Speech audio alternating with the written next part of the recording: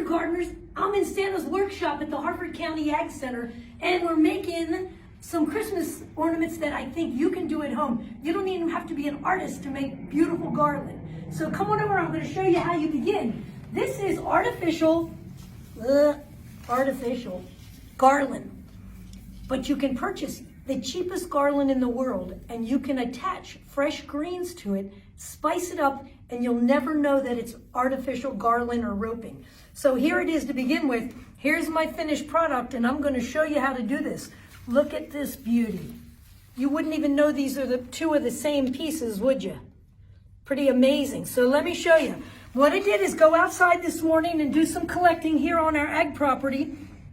We have some gorgeous eastern red cedar, which are these little blueberries right here. That's one of my prettiest.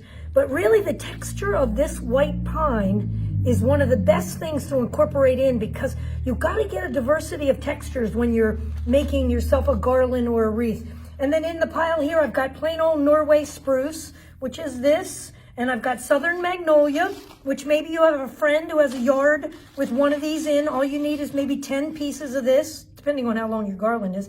And then I've collected some cypress pieces. So that's all I have of these 5 parts. Let me show you how I'm going to do this.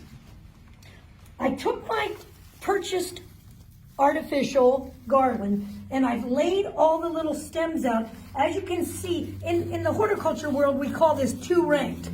I flattened them out so they're on 2 sides. Laid them out real even. And then I just have cut my little pieces to about 5 inches. My white pine pieces are longer than that. And then I create a little bouquet in my hand. And as I create my little bouquet, I want to make sure I have some long stems in it as well. Got some white pine. So I take it and I'm going to lay it on top of my silk. See here, I've got 2 pieces sticking out. I'm going to lay my bundle right on top of here. I'm going to use the silk and twist tie it in. I use the wire there, tie it on real tight, twist, and there's my little bundle. Now notice I've got little stems, fresh stems sticking out of the bottom. You want that to carry over into your next grouping of fresh greens. So the next time I'm going to use this as my twist tie, and I'm going to use this. I'm going to get another bundle. I incorporate my southern pine like every other bundle. So I lay it on top. I got my little, where'd my little piece go? Here's my twist tie piece. And I twist it on there real snug. This was actually a pretty decent looking garland because they tried to diversify the greens. It has some little pieces that look like white pine. Notice, look on here. See how I have some long stems still sticking down?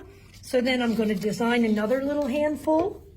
I love these little blueberries. Notice I even use pieces with these flat nubby ends because when I bundle it up, I can cover those little ends. But I lay this, here's another little bouquet. I lay it on there. Pull 2 of my silkies, twist it on there real tight.